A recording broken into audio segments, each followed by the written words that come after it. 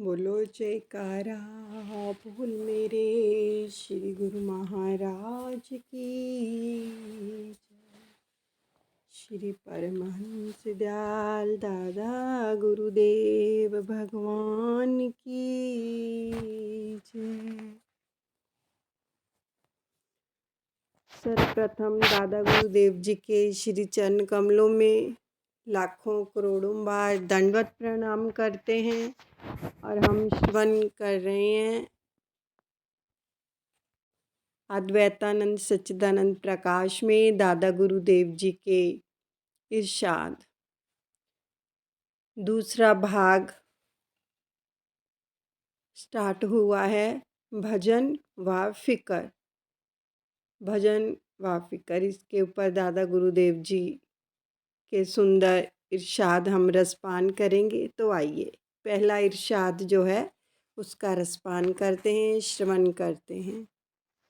एक रोज दादा गुरुदेव ने फरमाया कि किसी अंधे का जो कष्ट गंज में मुब्तला था, एक ऐसे मकान से गुजर हुआ जिसमें 84 कमरे थे और मन जुमला उनके सिर्फ एक दरवाज़ा था।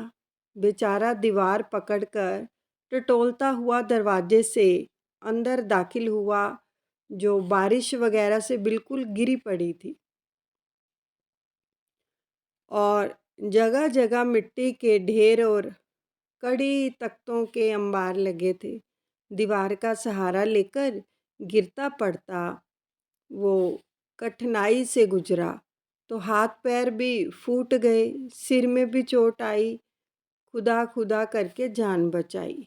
जब दूसरी कोठी में दाखिल हुआ तो बीड़ों का जो छत्ता था, यानी मक्खियों का, मधुमक्खियों का, जो दीवार में लगा था, तो उस पर हाथ पड़ गया। बस फिर क्या था, बरे चिपट गई और सुझाकर दुम्बा बना दिया। अब गरज इसी तरह से मुसीबतें झेलता हुआ, ठोकरें खाता और 83 कोठरियों से गुजरकर दरवाजे के सामने आया। अब कुछ सूरत थी कि अगर इसी तरह से दीवार टटोलता चला आता तो दरवाजे से बाहर हो जाता, मगर कर्म फल से सिर की गंज में ऐसी सख्त खारिश हुई कि बेताब होकर दीवार से हाथ हटा लिया और दोनों हाथों से सिर खुजाने लगा। आगे की मुसीबतों से वह इतना परेशान था कि बराबर कदम बढ़ाता चला गया और जब सिर खुजा चुका तो फिर दीवार पकड़ने को हाथ बढ़ाया, मगर अब क्या था, इतने अरसे में दरवाजे से गुजर गया। फिर हाथ पहली कोठरी की दीवार पर पड़ा, फिर सामने वही मुसीबत और वही कोठरियाँ मौजूद थी। दरवाजे से मुराद तने इंसानी यानी मानव शरीर है कि जिसको पार करके इंसान जो है सर्वश्रेष्ठ प्राणी कहलाता है और खुदायाबी यानी कि प्रभु मिलन और निजात व मुक्ति का बेहतरीन जरिया है। मगर इसको पाकर वासनाओं, इच्छाओं की ऐसी खारिश उठती है कि उसको मिटाते मिटाते उम्र पूरी हो जाती है और दरवाजे के सामने आकर वहाँ से निकलने का मौका हाथ से चला जाता है। यानी दादा गुरुदेव जी ने फरमाया कि सारी ज़िंदगी इंसान जो है इच्छाओं की पूर्ति में ही लगा रहता है। भगवान जबकि सामने हैं, उनको पाने के लिए क्या होता है, कोशिश नहीं की जाती है, बस इच्छाओं की पूर्ति के लिए ही पूरा जीवन जो है व्यय कर देता है। तो अंत में क्या हाथ आता है, मौका हाथ से निकल जाता है। ये मानुष्य जन्म मिला है प्रभु से मिलन के लिए, लेकिन नहीं मिल पाता और मौका हाथ से निकल गया। फिर फरमाया कि आरिफाने हिंद यानी भारतीय विद्वान जो थे, सृष्टि के आदि समस्या जो थे एकोम बहुश्याम को बयान करते हैं कि इसकी मानी है कि मैं एक बहुत हो जाऊं, मैं एक हूँ और बहुत हो जाऊं। जब पारब्रह्म में सच्चिदानंद के अंदर कायम होता है तो इसमें यह सब ख्वाहिश पैदा होती है कि जैसा मैं अकेला शाश्वत आनंद हूँ, उसमें मस्त हूँ, वैसे बहुत से और भी होने चाहिए।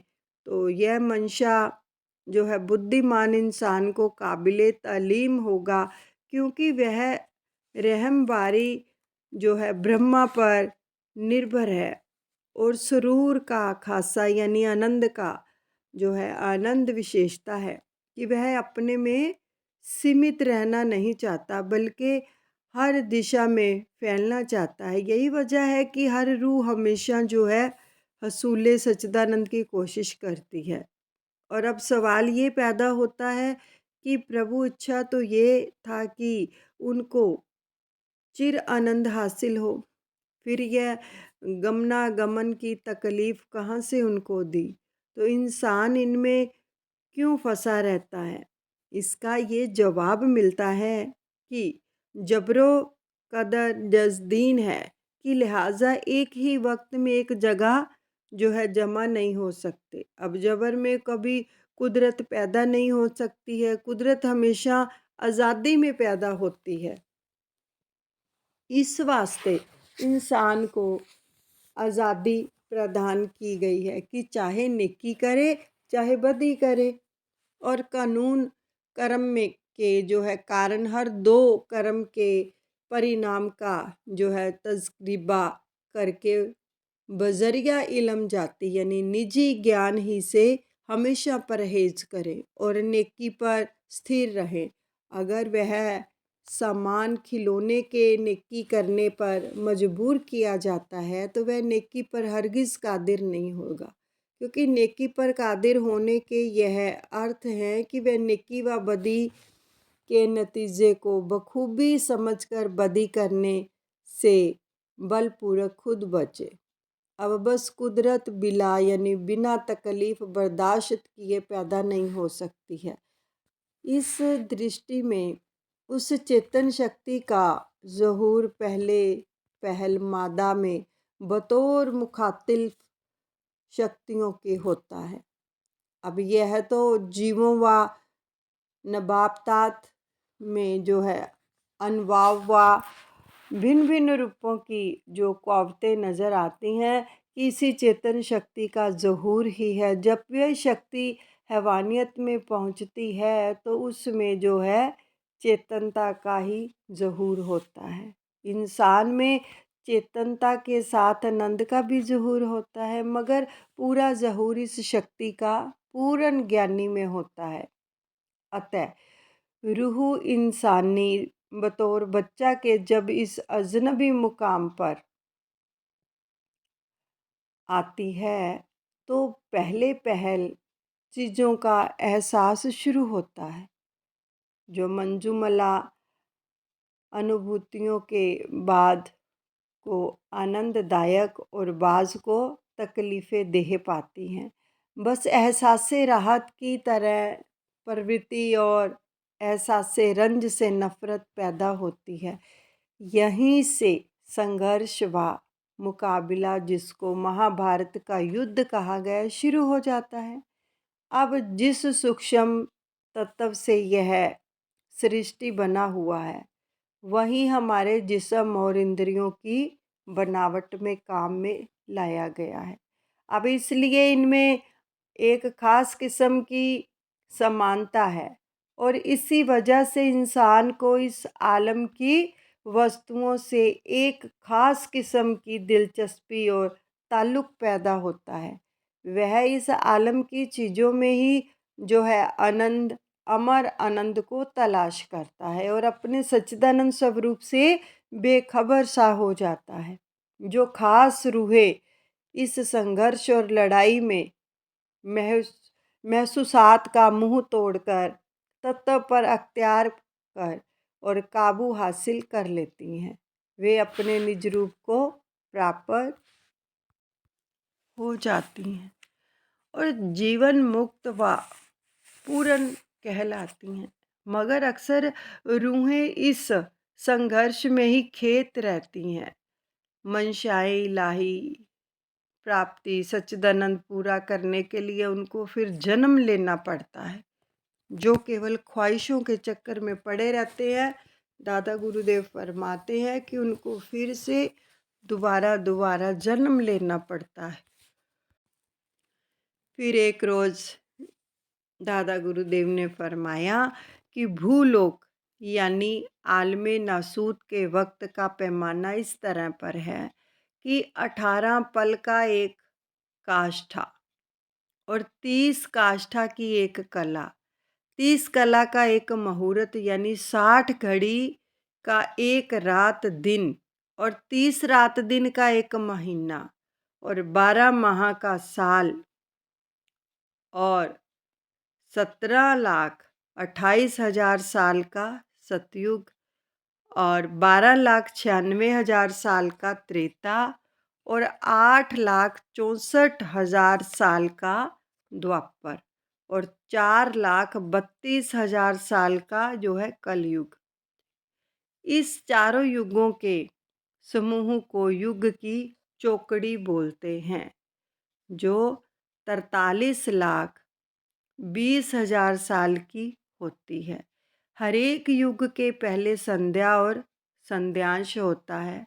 उसकी तादाद जो है इस प्रकार है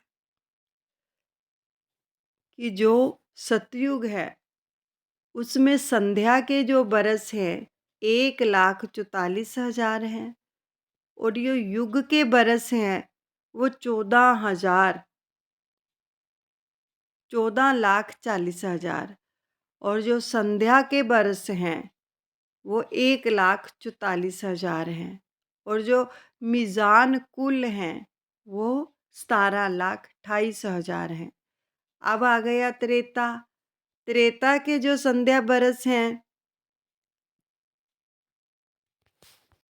1,08,000 हैं और युग के जो बरस है 1,80,000 हैं और संध्या के जो बरस है वो 1,08,000 है और मीज़ान कुल है 12,96,000। अब जो द्वापर है उसके संध्या के बरस हैं 72,000 और युग के बरस है 7,20,000 और संध्याश के बरस हैं 72,000 और जो मीज़ान कुल है वो 8,64,000 है। अब जो आ गया कलयुग, कलयुग में जो संध्या के बरस हैं वो 36,000 हैं और युग के जो बरस हैं 3,60,000 हैं और संध्याश के जो बरस हैं वो 36,000 हैं और मीज़ान कुल है 4,32,000। तो भूलोक का एक माह जो है पितरलोक के रात दिन के बराबर होता है। ये दादा गुरुदेव फरमा रहे हैं सब वचन कि भूलोक का एक माह, भूलोक का एक महीना जो है पितरलोक के एक रात दिन के बराबर होता है। कृष्ण पक्ष रात और शुक्ल पक्ष दिन है। भूलोक का एक साल देवलोक यानी आलमे मलकूत के एक रात दिन के बराबर होता है। अब दक्षयान में सूरज रात और उत्तरायण में सूरज को दिन समझना चाहिए। भूलोक के 4 युगों का यानी युगों की एक चौकड़ी का 12,000 गुना देवताओं का युग होता है और देवताओं के 1,000 युगों के बराबर ब्रह्मा जी का एक दिन और उतने ही अरसा की एक रात होती है। ब्रह्मा जी के 1,000 युग के बराबर पार ब्रह्म का एक दिन और उतने ही अरसा एक रात होती है। अब इंसान की ज़िंदगी के मुकाबले में ये आंकड़े जो है असंख्य ही मालूम होते हैं कि एक एक दिन रात महीना और साल वक़्त के हिस्से करने के लिए कायम कर लिए गए हैं, क्योंकि जो शख्स उत्तरी ध्रुव और दक्षिण में रहते हैं उनके वास्ते तो 6 माह का दिन और 6 माह की रात होती है। अब बिलगर्स यानी संयोगवश अगर कोई शख्स किसी ज़रिया से कुराए ज़मीर यानी पृथ्वी के जो है अंशांश की सतह से बिल्कुल ऊपर उठ जावे कि जहाँ से उसे हर वक्त सूरज नज़र आता रहे, तो उसके वास्ते रात कैसी।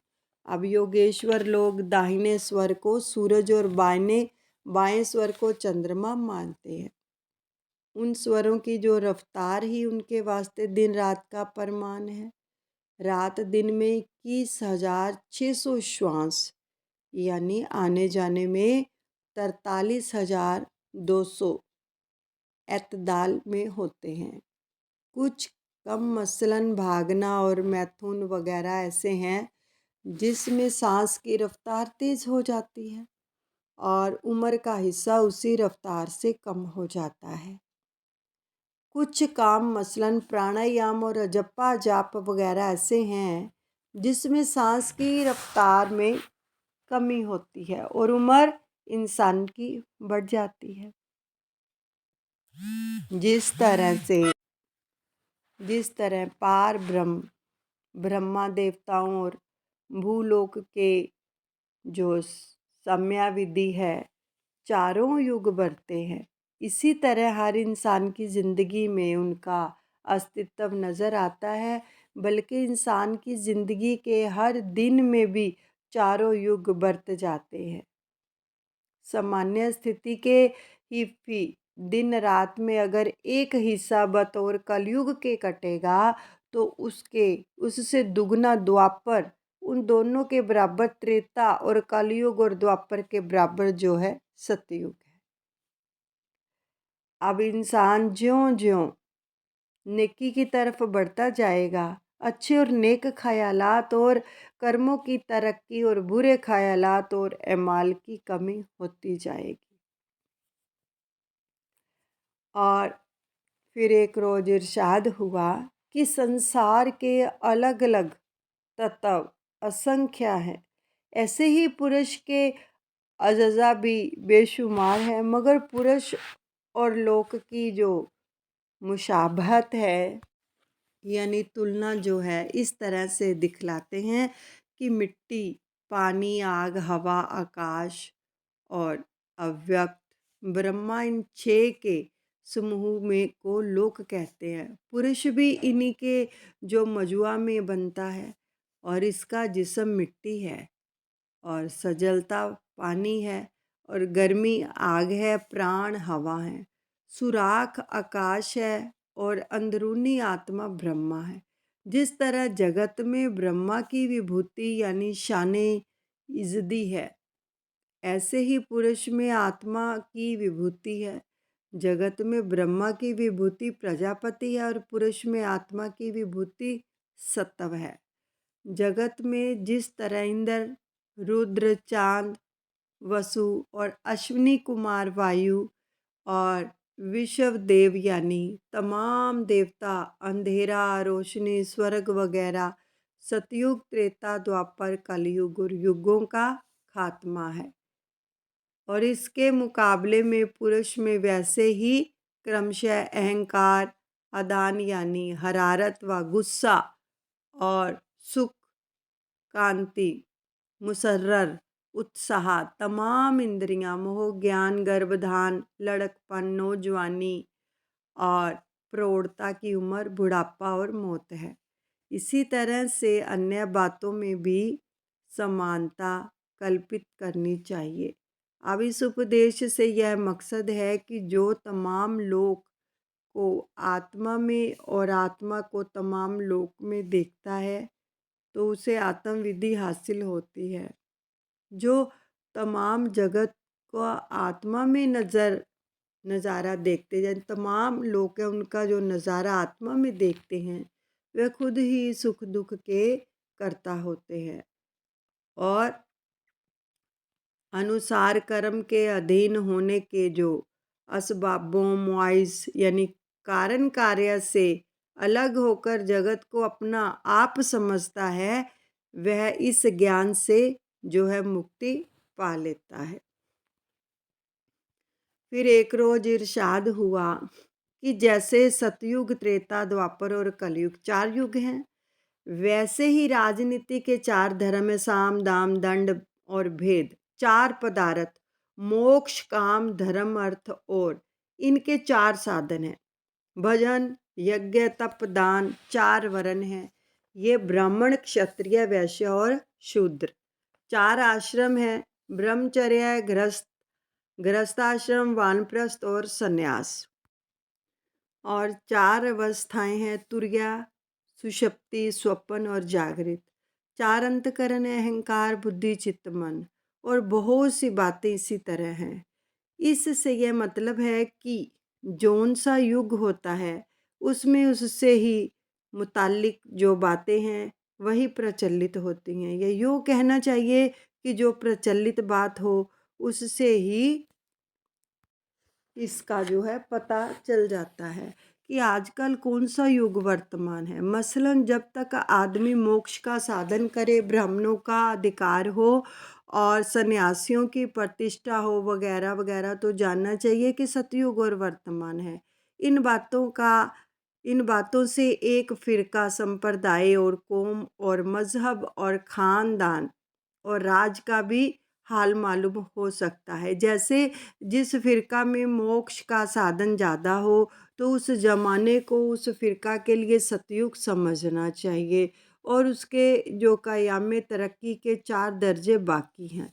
अगर किसी जगह बराबर अर्थ यानी मतलब का चर्चा ही हो और दूसरी बात का जिक्र ही ना हो तो समझना चाहिए कि उसका कलयुग यानी आखिरी युग है और उसकी तबाही नज़दीक है। अगर किसी राज का ख़ानदान में साम यानी मेल से काम चल रहा है तो वहाँ ज़माना उसका सतयुग है और उसकी 4 हद तक क़याम का सबूत देता है। अब जिस राज या ख़ानदान में भेद या फूट से काम निकल रहा है तो वह ज़माना उसका कलयुग है और उसकी तरक्की और क़याम का आखिरी ज़माना है। इसी तरह पर जिस व्यक्ति में जो साधन जारी हो उससे साधक की तरक्की और उसके क़याम का सबूत मिल जाता है। फिर एक रोज़ फरमाया कि जिस्म इंसानी में 14 तबकाते यानी सृष्टि के 14 भवन के जो मुकामात हस्बे जैल नियमानुसार जाहिर किए गए हैं और 7 समंदर और 7 पसलियों के मुलाकात में मान गए हैं, यानी तालिका आगे देखे।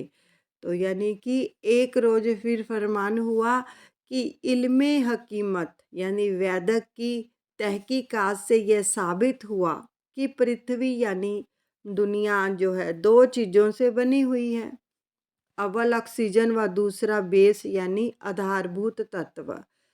अब उत्तरोक्त चूना, कोयला वगैरह और 9 अशिया तत्वों का जो जोड़ है, अगर मिट्टी को पानी में घोल किया जाए तो बिल्कुल पानी की सूरत अख्तियार कर लेती है और उसी का रूप बन जाती है जो खुद 2 चीज़ों का मुरकब है, जो 2 चीज़ों का मुरकब है। अब अव्वल ऑक्सीजन और दूसरा हाइड्रोजन। अब इसी तरह पर अगर पानी को आग से गर्म किया जाए तो भाप या क्या है बुखारात की शक्ल अख्तियार कर लेता है। यह भी ऑक्सीजन और कार्बन का जो है मुरकब है। अब यहाँ हरारत यानी कि जड़ पदार्थ की ग़िज़ा है। अब जो है जमादात की परवरिश और उसमें परिवर्तन इसी से होते हैं। मसलन पत्थर से कोयला व जवाहरात बनना और ये सब हरारत ही है की वजह से है कि और उसमें ही ऑक्सीजन का भी अंश कायम रहता है। जिस वक्त भाप हवा की शक्ल अख्तियार करती है तो वह भी 2 खास शय का जोड़ साबित होती है, अव्वल ऑक्सीजन और दूसरा नाइट्रोजन। और यह जो है नबातात की ग़िज़ा बनती है। नाइट्रोजन से दरख्त व वनस्पति की परवरिश होती है और यह उसकी खास खुराक है। अगर हवा को जो है रासायनिक प्रक्रिया से घोल किया जाए तो नाइट्रोजन और ऑक्सीजन अलहदा अलहदा हो जाते हैं। उसी वक्त ऑक्सीजन बेरंग रूप सब जगह रहने वाली जिंदगी और रोशनी की कारिका साबित होती है। सरकार आकाश का तत्व सरासर सरासर आकाश तत्व का गुण है। फिर क्या है?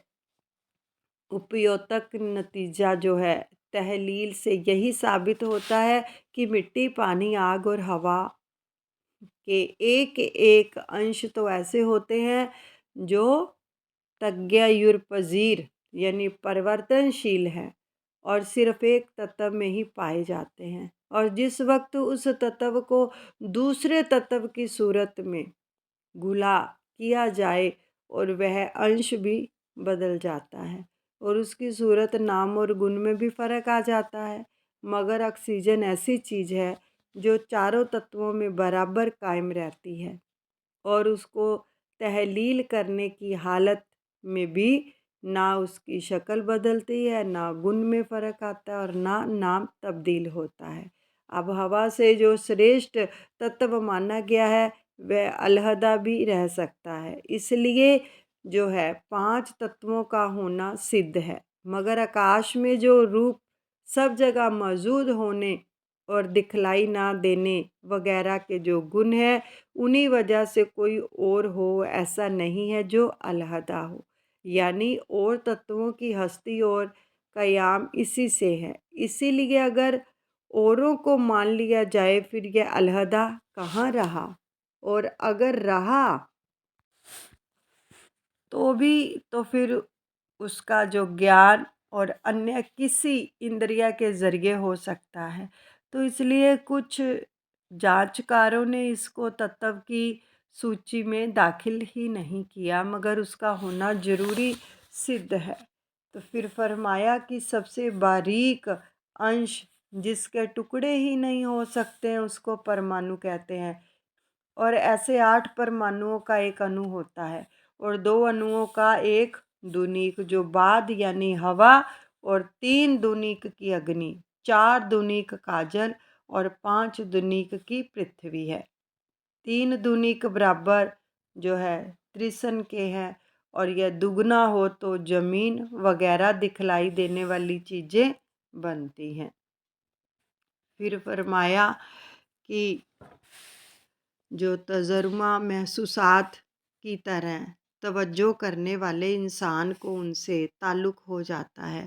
ताल्लुक़ से ख्वाहिश पैदा होती है, ख्वाहिश से क्रोध पैदा होता है और क्रोध से अंधकार पैदा होती है और भ्रम पैदा होता है। साहू से जो है अकल जाया होती है, अकल के नाश होने से जो है पतन आता है।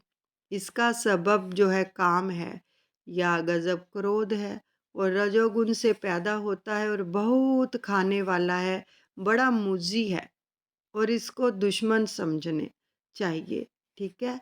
इंसान के दिल और ख़यालात की जो गर्दन बेशुमार रस्सियों से बंध रही है जिनको ताल्लुकात कहते हैं जो 4 किस्म के होते हैं जानी, माली, दीनी और दुनियावी।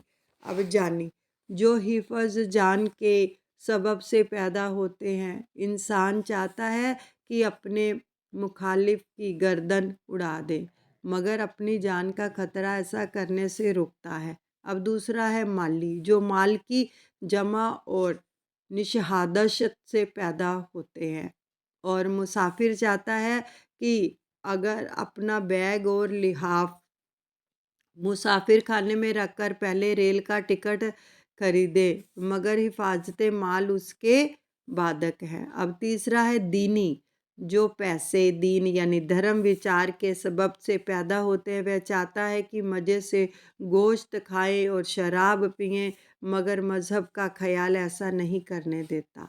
अब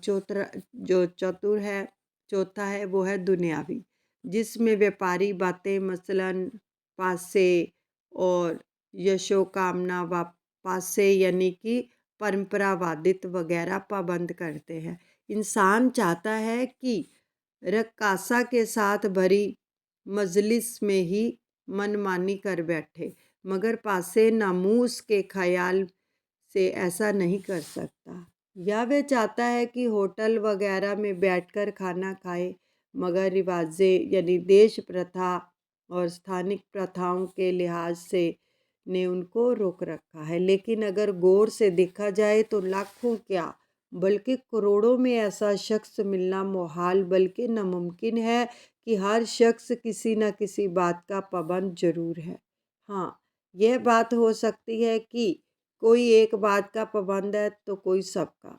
तो इस तरह पर आज़ादी पूर्ण मुक्ति गोया ख्वालों ख्याल ही रहा।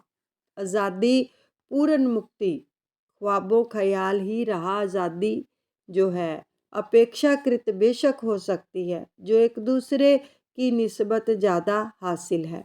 अगर कोई इन बातों से जो है कता ताल्लुक़ यानी संबंध विच्छेद कर ले तो उनको छोड़ने का ख्याल दिल में ज़रूर रहता है, और वह भी एक किस्म की पाबंदी है। तो इसलिए हकीकी आज़ादी की तहकीक यानी खोज संशय है। लिहाजा इंसान की ज़िंदगी में जो है इंद्रियां कर्म से आरी अलग नहीं रह सकती हैं। इंद्रियां जो है कर्म करने से अलग नहीं रह सकती। बस ज्ञानी उनके जो है त्याग और प्राप्ति दोनों से किनारा करके प्रभु में जो है मसरूर रहता है, चाहे इंद्रियों का विषयों से ताल्लुक़ रहे, यानी वे अपना जो कर्म है उसको किया करे, मगर वह उन पर तवज्जो नहीं रखता। तवज्जो के ना होने की वजह से ही वे कर्म जो है गालिब नहीं हो सकते। जब उनकी तरफ तवज्जो हो जाती है तब वे गालिब हो जाते हैं। और जैसे कोई बेगारी किसी काम को करता है मगर उसके नफ़ा व नुकसान से ताल्लुक़ नहीं रखता, वैसे ही ज्ञानी जो है इंद्रियों के फेलों यानी कर्मों को बेगार समझकर करता है, लेकिन बेगार से बच नहीं सकता है। बोलो जयकारा बोल मेरे श्री गुरु महाराज की जय। आज हमने